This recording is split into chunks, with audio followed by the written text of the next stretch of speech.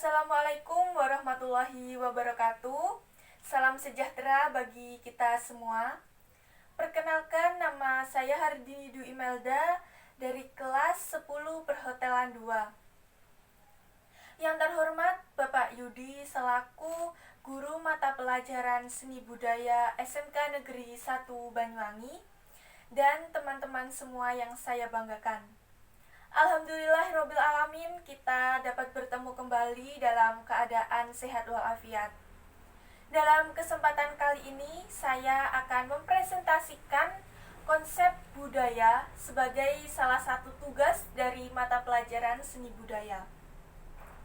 Baik, mari kita mulai.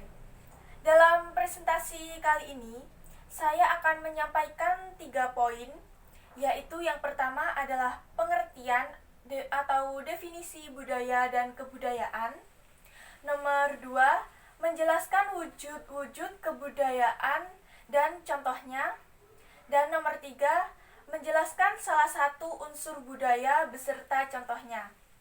Baik, langsung saja kita masuk ke poin yang nomor 1, yaitu pengertian atau definisi budaya dan kebudayaan.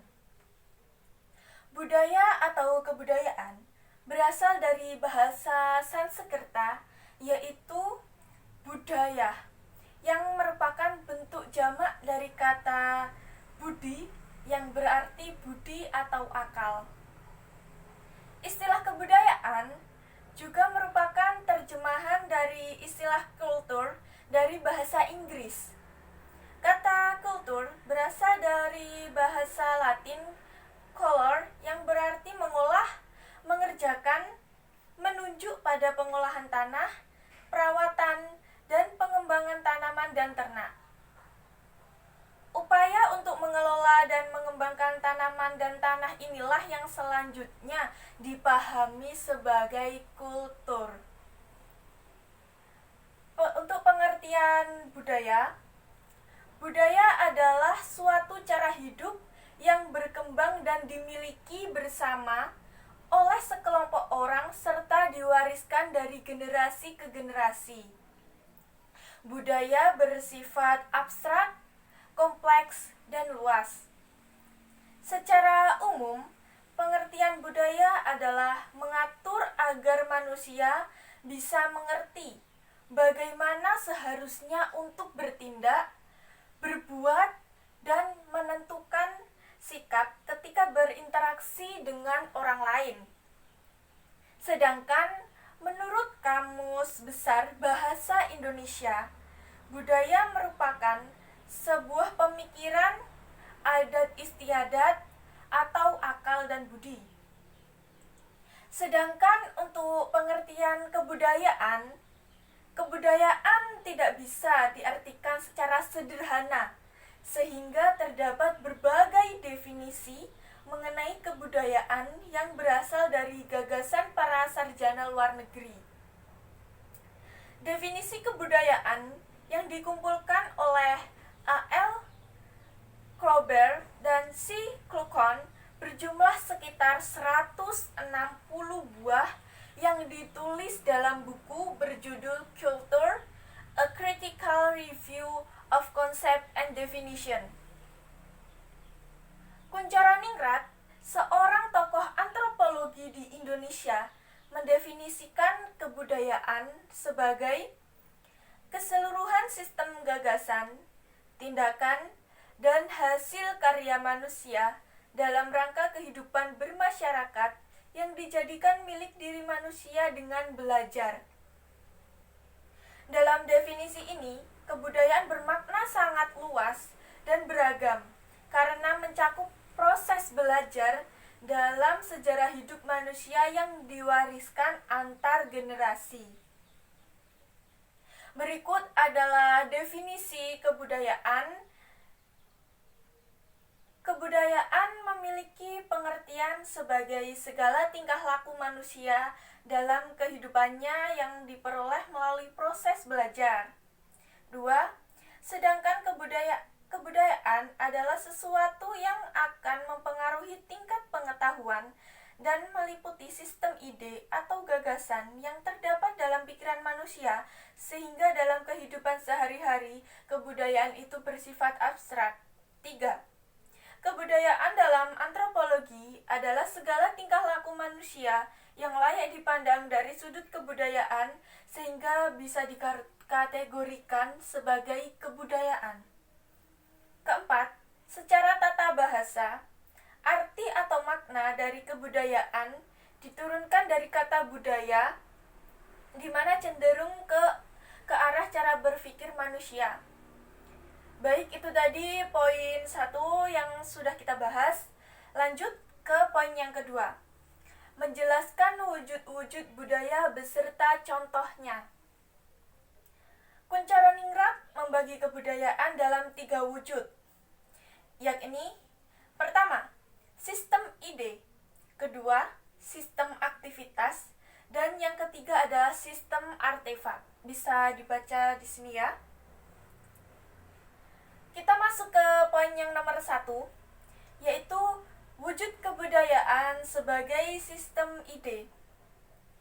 Wujud kebudayaan sebagai sistem ide bersifat sangat abstrak, yang berarti tidak bisa diraba maupun difoto, dan terdapat dalam alam pikiran individu penganut kebudayaan tersebut.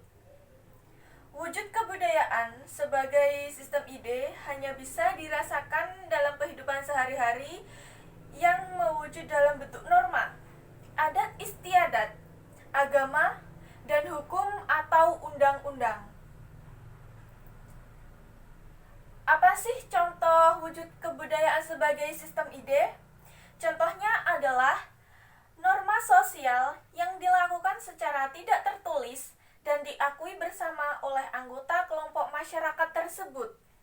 Misalnya, aturan atau norma sopan santun dalam berbicara kepada orang yang lebih tua, seperti di daerah Jawa Tengah dan Jawa Timur. Saat berbicara dengan orang yang lebih tua, kita harus menggunakan bahasa yang lebih sopan dan halus, atau biasa disebut dengan bahasa Jawa Kromo Inggil. Sedangkan jika berbicara dengan teman sebaya, kita bisa menggunakan bahasa sehari-hari, atau yang biasa disebut dengan bahasa Jawa Ngoko. Oke, sekarang poin yang kedua, wujud kebudayaan sebagai sistem aktivitas. Wujud kebudayaan sebagai sistem aktivitas ini merupakan sebuah aktivitas atau kegiatan sosial yang berpola dari individu dalam suatu masyarakat. Sistem ini terdiri atas aktivitas manusia yang saling berinteraksi dan berhubungan secara kontinu dengan sesamanya. Wujud kebudayaan ini bersifat konkret, bisa difoto, dan bisa dilihat. Misalnya, dalam upacara perkawinan masyarakat. Oke, kita ambil salah satu budaya perkawinan yang ada di Indonesia, yaitu dari daerah Betawi, atau biasa disebut dengan palang pintu. Dalam pernikahan di daerah Betawi ini, pengantin laki-laki datang ke rumah pengantin perempuan membawa sekelompok orang. Rombongan mempelai pun akan berusaha memasuki rumah mempelai perempuan. Uniknya, untuk memasuki rumah mempelai perempuan tersebut, rombongan pengantin laki-laki akan berbalas pantun dengan keluarga pengantin perempuan yang ada di dalam rumah. Selain contoh tersebut, upacara lainnya yang melibatkan suatu aktivitas kontinu dalam individu anggota masyarakat yang berpola dan bisa diamati secara langsung juga merupakan salah satu wujud kebudayaan yang berbentuk aktivitas. Baik, lanjut ke poin yang ketiga ya. Wujud kebudayaan sebagai sistem artefak. Wujud kebudayaan sebagai sistem artefak adalah wujud kebudayaan yang paling konkret, bisa dilihat dan diraba secara langsung oleh panca indera. Wujud kebudayaan ini adalah berupa fisik yang merupakan hasil-hasil kebudayaan manusia, berupa tataran sistem ide atau pemikiran ataupun aktivitas manusia yang berpola. Misalnya, kain ulos dari Batak ataupun wayang golek dari Jawa. Di dalam upacara adat perkawinan Jawa, berbagai mahar berupa barang yang harus diberikan oleh mempelai laki-laki kepada pihak mempelai perempuan. Benda-benda itu merupakan perwujudan dari ide dan aktivitas individu sebagai hasil kebudayaan dari masyarakat. Dalam upacara selamatan pun terdapat berbagai sesaji atau peralatan yang dibutuhkan yang digunakan dalam aktivitas tersebut. Dan tentunya benda-benda ini dapat kita jumpai dalam kehidupan sehari-hari ya. Oke, lanjut ke poin yang terakhir, yaitu menjelaskan salah satu unsur budaya beserta contohnya. Mempelajari unsur-unsur yang terdapat dalam sebuah kebudayaan sangat penting untuk memahami beberapa unsur kebudayaan manusia. Kukan dalam bukunya yang berjudul Universal Categories of Culture membagi kebudayaan yang ditemukan pada semua bangsa di dunia ini dari sistem kebudayaan yang sederhana seperti yang ada di masyarakat pedesaan hingga yang paling kompleks yang ada dalam masyarakat perkotaan. Kukan membagi sistem kebudayaan menjadi 7 unsur kebudayaan universal atau disebut dengan kultur universal. Ketujuh unsur kebudayaan tersebut dapat kita lihat di sini ya. Yang pertama adalah bahasa. Kedua, sistem pengetahuan. Ketiga, sistem organisasi sosial. Keempat, sistem peralatan hidup dan teknologi. Kelima, sistem ekonomi dan mata pencaharian hidup. Keenam, sistem religi. Dan yang ketujuh adalah sistem kesenian.